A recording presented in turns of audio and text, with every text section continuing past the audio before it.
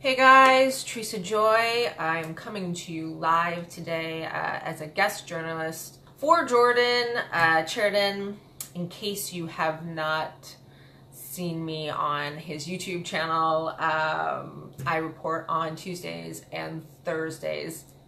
Typically, report on Tuesdays and Thursdays at 5 o'clock. So today we are doing a live interview with Tanisha Suggs. Tanisha is the founder and operations executive of Black Moms Rock. She contacted me a while ago and told me about something that is just absolutely horrible. We know it's happening in the country, but when you hear about real stories, people that this is happening to, it's just something that needs to change in this country. So we're going to talk about racism and economic oppression in the workplace. So Okay. do you want to Will do. explain first what Black Moms Rock is? Black Moms Rock. Sure. So Black Moms Rock is a community organization based in Tacoma, Washington. And what we're about is holding space for Black mothers who tend to be, by default, the stakeholders in the community and community development, holding space in industries, causes, initiatives, political action, and policies that tend to marginalize the Black community to our detriment. And so, like right now, we're just a few things to hi, Destiny. Just a few things to describe what we're working on right now. We're part of the Alliance for Jobs and Clean Energy. Washington State is moving to clean energy with $1 billion budget behind it. We found out that 30% of those funds are available to the communities of color and vulnerable communities. And so we're creating action to make sure that the Black community can benefit from that. We're also working in partnership with Washington CAN on a mass liberation policy.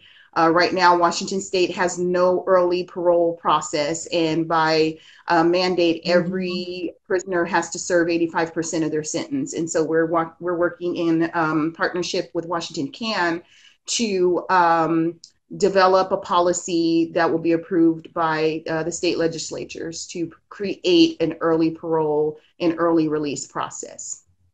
So those are the kind Wow. of things that, right? So those are the kind of things that that we work on, and yeah, and so the purpose is, organizing and creating this space for Black mothers to come to the table and discuss these things and participate and whatnot.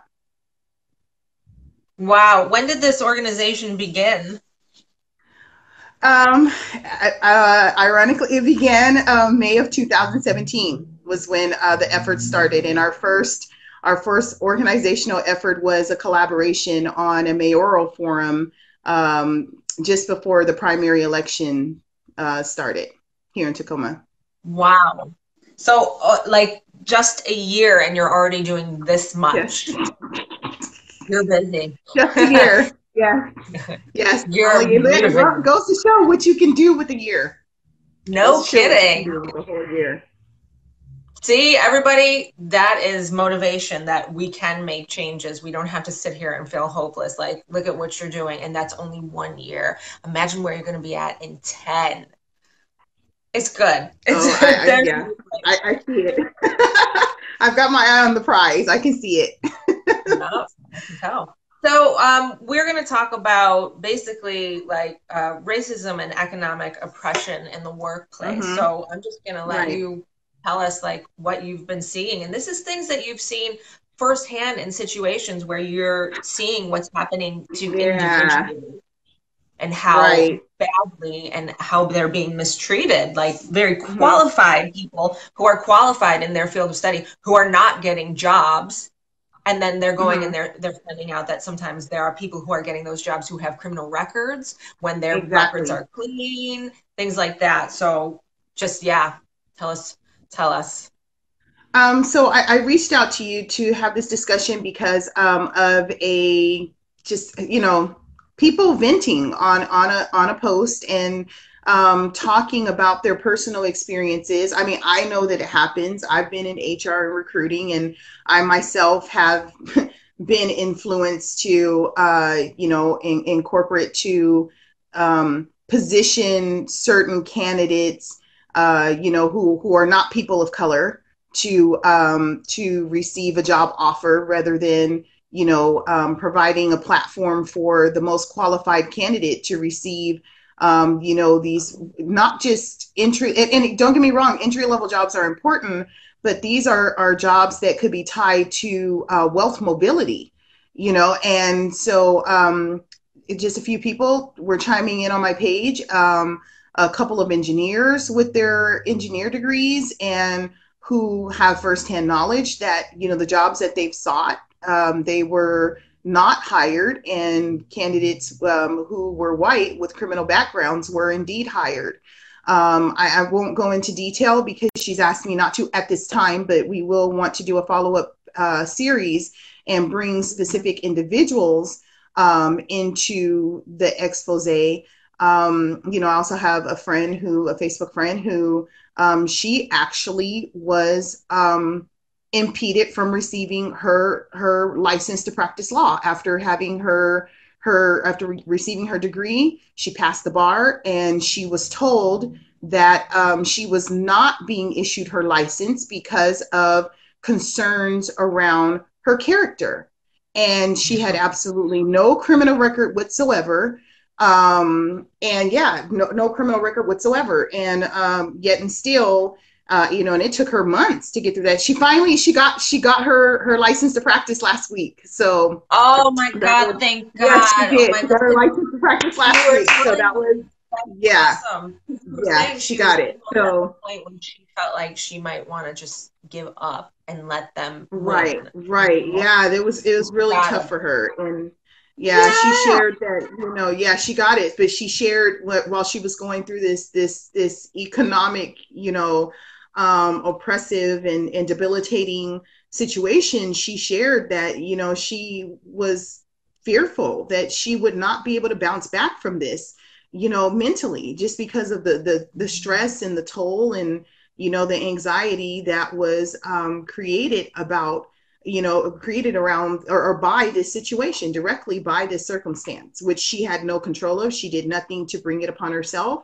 In fact, she did just the opposite. She did everything that she was supposed to do. And all of the measures, had taken all the steps and measures that, we're told to take in order to pull ourselves up by our bootstraps. And she did all that and still came up against, a debilitating, a full stop, situation. And so, she was able to hire legal representation. And that's why, that's why we can't divulge her name or, give specifics at this time, but she had to hire legal representation. And unfortunately, not everyone has those means or has the ability to do that in these situations. But,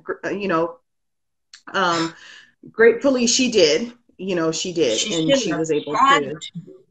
I mean, that is absurd. She passed the bar. She did everything she needed to do, and she had to hire legal help. Wow. She had to hire a lawyer, right? So, so that's so that's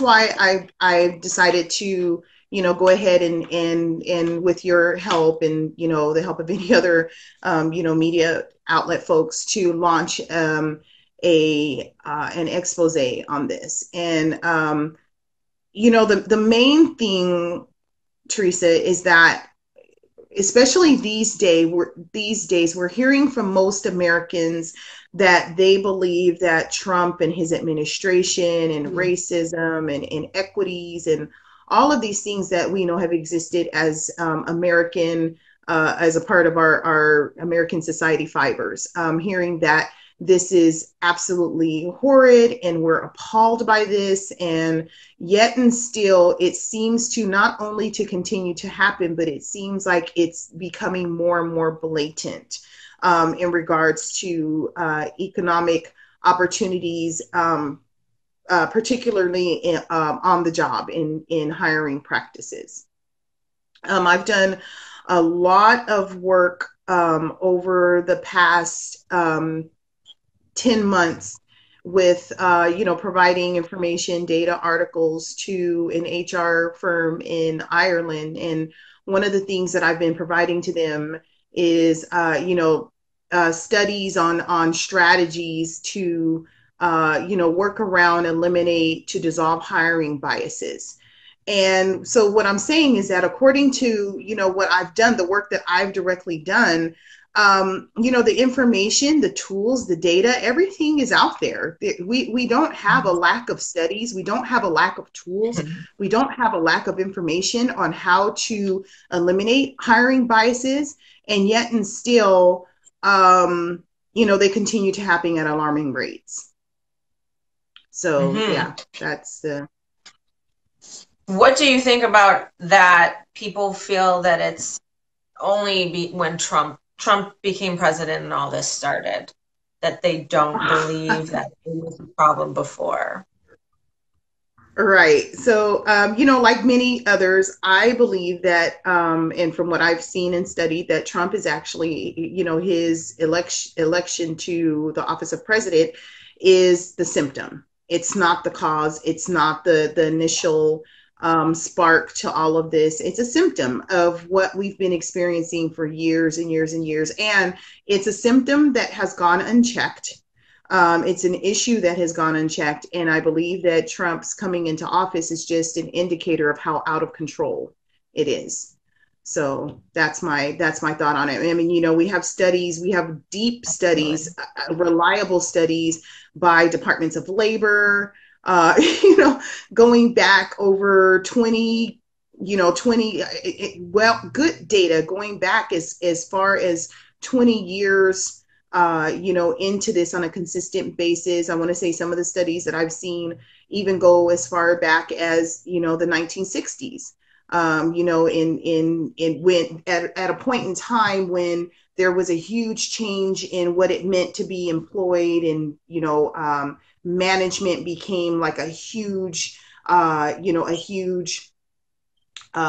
model to use, in businesses. We have so much data going back decades. So it's been a problem for a very long time. Definitely. So what, and the information that you got from the studies, was it, you said in Ireland? In the UK, where they were dealing with this, but I'm assuming that they were effectively stopping it over there? Is that what they were doing, like the studies in Ireland? Or? I'm sorry, that was really, really choppy there. I apologize. My connection did not capture that question. You said that you were talking to another firm, and was it Ireland? I'm sorry, dear. My connection is unfortunately messing up here. Okay, I think we're good to go. What was that? That you were talking to another firm. Was it in Ireland where they were doing studies on this? Yes. Yes, the HR firm is in Ireland that has contracted me on a freelance basis to do this work over about a 9 to 10 month period. So are they having the same problem? Like, do they have a solution to this problem, or what would you think would be the solution? It wasn't born. Where are we failing to find the solution? So it wasn't born out of an issue. So let me just say this. Even some European countries are way more progressive, and when they see problems like these cropping up, they try to get ahead of it. And that's something that here in the US that we don't do. We wait until there's a huge dumpster fire of, of an issue and outcry to the point of,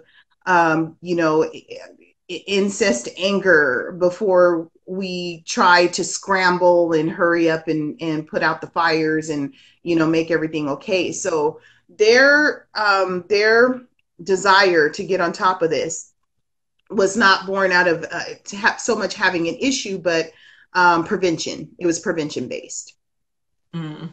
Lucky them. So what do you see that we're doing wrong in the United States, why this is continuing, even though I feel like a lot of people know this is happening, and what can we do to stop this from happening now? Like, what are the policies that need to be put in place, or what's being ignored? What I found in looking at the studies and all of these resolutions and tools is that most companies, their direct solution to dissolving bias in hiring practices is to create a policy. And literally after that, there is nothing else that is suggested. There's nothing else that's Right. recommended. There's nothing else that's in no other process. Right. There's no Just other create the processes. policy. I mean, you can look yourself, and every single solution says to draft a policy, to draft But an nothing beyond that. anti racist or a diversity in the workplace, or some kind of anti harassment policy, and literally that's it. So the solution is we need to hold employers accountable for moving beyond just having a policy. The sad part is that a lot of these policies are very well written. They're very well thought out. They're very well written. But just like a law, if you don't put it into practice, well then it doesn't do anything. It's no good if you don't put it into practice. And so I believe on the political empowerment side of it, starting to have more initiatives that hold employers financially accountable when they don't, act on the policies that they've drafted. And as of right now, there is nothing in place that says that employers have to have a written policy. Like that's just a kind of like a standardized, solution, if you will. And so here, we go to work, or whatever, people go to work, and there are policies in place.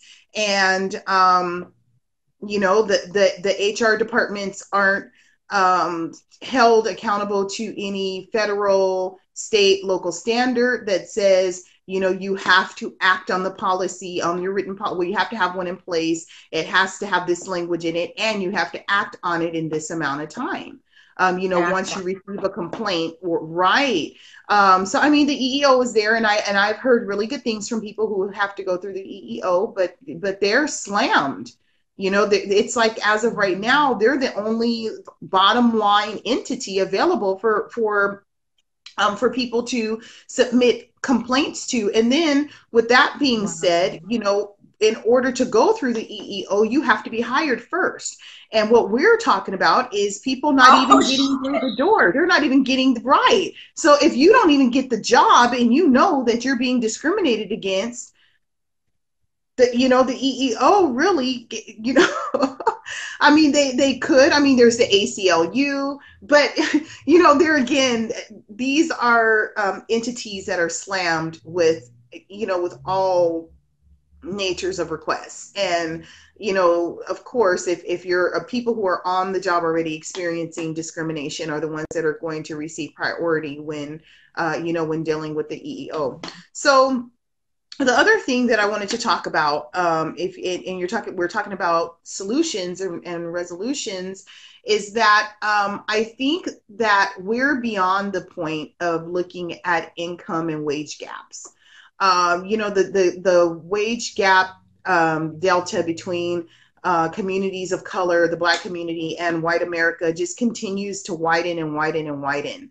And I think at this point, people are so used to that disparity being there that it's taken as the standard, as the way that it should be. Well, there are new studies coming out about wealth mobility that really describe, give a better viewpoint of what actually happens and what actually takes place, right?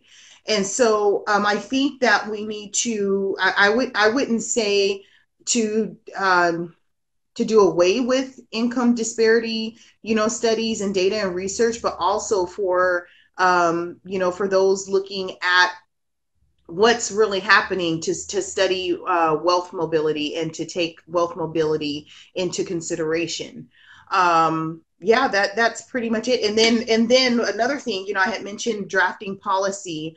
I think that one of the things that has just happened that could be a very good once there again, if we have some kind of enforcement policy in place, or some kind of governance to track how often this is happening, or what happens when employers don't abide by the policy. There is the fair chance hiring practice of ban the box going on throughout the nation.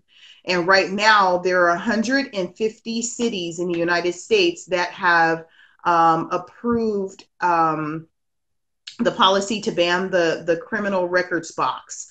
And what that will do, right? And what that will do is to help. I mean, of course, if a person doesn't have a criminal record and they're not being hired, then this is moot for them. But because of the inequities in the criminal justice system, this will help more people who do have a criminal background. We know how that goes. You sneeze and all of a sudden you have a record for resisting an arrest. I mean, I would love it if that was an over exaggeration, but it's not, and we know that. No. And so, the way that the ban the box works, just in a nutshell, is to say that if the job that you're applying for is not related to the offense that you committed, then you don't have to declare it. And right now, studies show that it's an estimated 3/4 of the American population who are now residing in a city where the ban the box policy is in effect. And so people being armed with information like that and understanding that, things are in place and moving forward to create these equitable, hiring standards. You can't fight for what you don't know is available, So what I'm going to do is post a link to the NELP's Fair Chance ban the box, information. They have some really good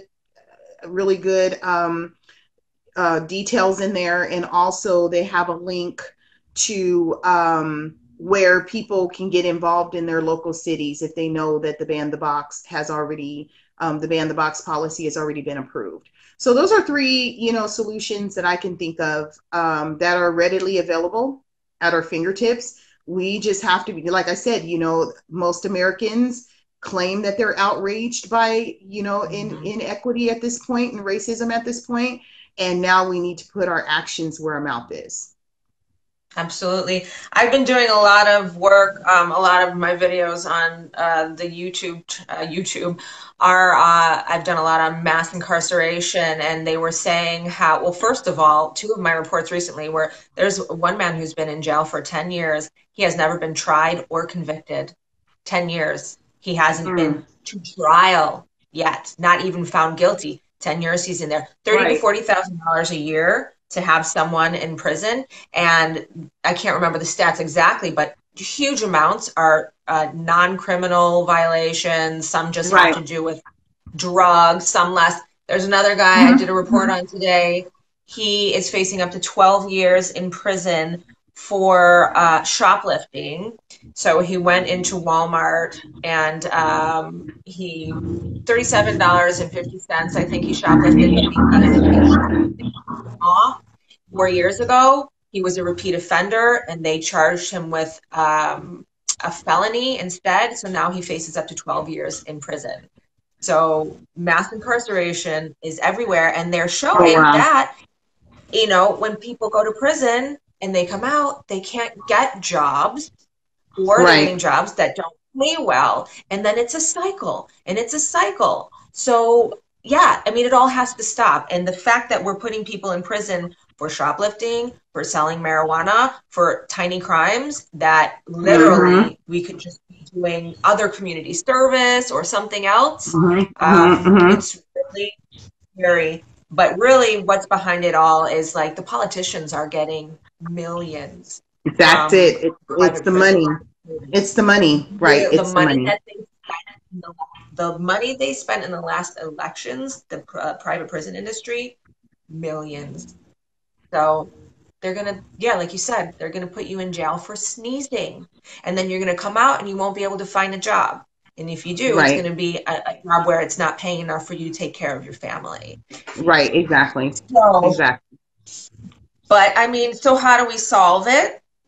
We like the three things you said, and by drawing attention to it. So like for myself, and I want to work with you in the future and really, Awesome. like you said, expose this and bring as many stories to light as we possibly can, because it's all connected. And it's just, I feel like it's just oppression in the country. Another way that they control people is, I mean, by this, everything. It's all connected. So hopefully we can get some politicians in, first of all, who actually care about the people and don't take money from private prisons.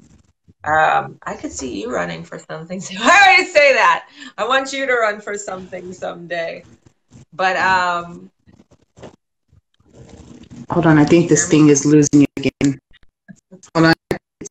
I, so in my home state of Alabama, there literally is no DOC.